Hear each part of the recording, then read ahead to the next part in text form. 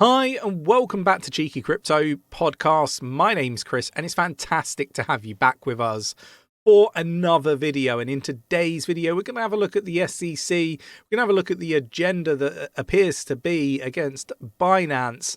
We're going to dig into the future regulations, my concerns, and kind of my roundup and conclusion towards the end of the video. If you enjoy this sort of content and you wish to support the channel, mash up that like button, subscribe if you haven't subscribed already, tapping that bell, selecting all the notifications so you never miss a podcast. Right, let's get down to the desktop. So we're going to start here, and Binance are considering, allegedly, to sever ties with the US in the face of the crypto regulation crackdown. And according to Bloomberg, the crypto exchange has been investigated by a host of US regulators and government agencies.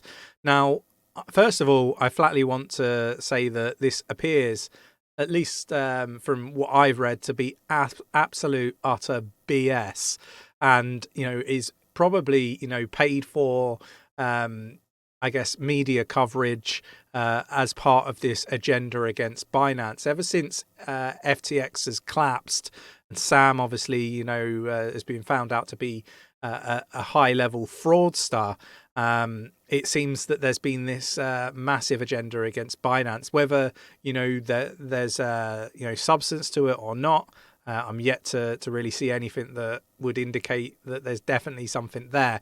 It's all ifs, buts, and maybes at the moment, and unless there's something that's factually presented, it's very difficult to believe anything that we are told these days. So yeah, it's going to be really interesting. There's articles that I covered in previous podcasts where basically, they come up with, Binance have been moving this money. And, I guess the perception that they're trying to give off is that Binance are co-mingling funds whilst doing these money transfers or crypto transfers.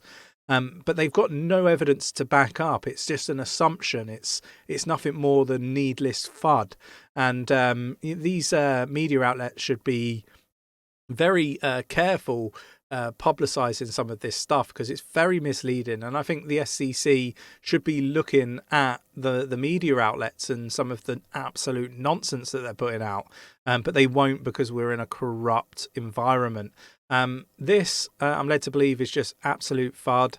It's not true, and 𝗕𝗓's come out and said that it's nonsense. So unless both sides are saying that they're considering it, these jokers or 𝗕𝗓, I think they've both got to come out and say that they're aligned. At the moment, that doesn't appear to be the case. So yeah, look, nonsense. Now, the US crypto clampdown promises to benefit Coinbase, according to this article from the Financial Times.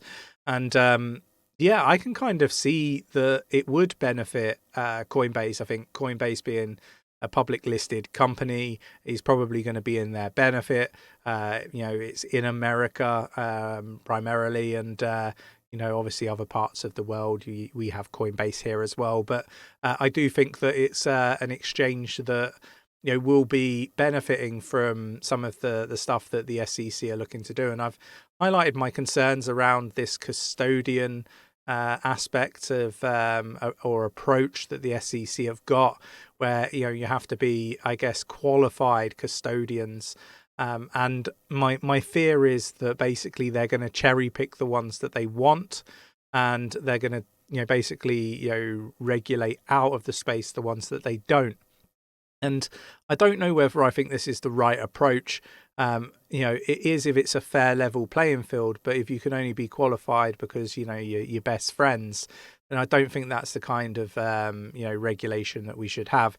My biggest fear is that exchanges get regulated out and they can't be qualified custodians, and we just see the traditional finance banking sector take over. I think that's where we're heading.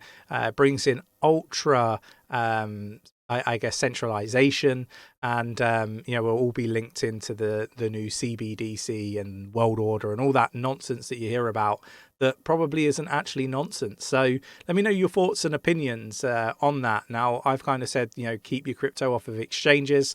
use a Ledger Nano, for example. There's a link in the description of this video, an affiliate link. We do get a small, tiny, insignificant kickback from it, but you are supporting the channel by using that link. I just want to be really clear on that, but that's not why I'm highlighting it. I'm highlighting it because of the real potential risk that is here. And I talk about risk management and making sure that you apply it when investing in any financial market. Obviously, I'm not a financial advisor. Take everything that I say with a pinch of salt. Go do your own research. You do me. You do me. You do you. I'll do me. That was the phrase I was trying to say. But yeah, look. I just think that it's really important that we look after our investments. The SEC Commissioner custody proposal will block access to crypto, and this is really interesting stuff.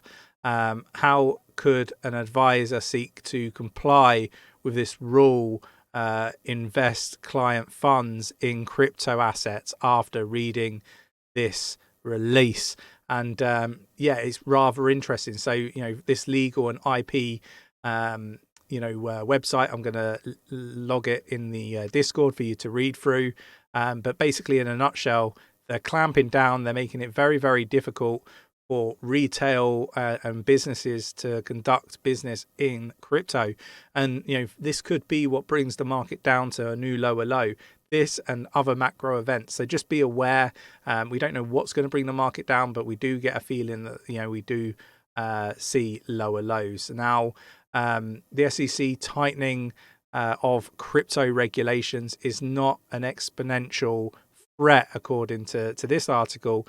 Some of the industry had expressed concerns that crypto was actively being removed from the banking system with an attack on stablecoins and custodial rules, and that is not what is happening, apparently. Although perceptionally I can see why people would believe that.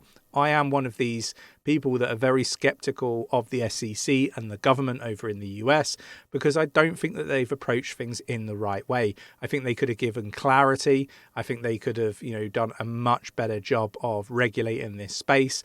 And I cite the likes of FTX, Alameda Research, BlockFi, Three Arrows Capital, Genesis, Gemini, and many others as an example that the SEC have completely failed investors.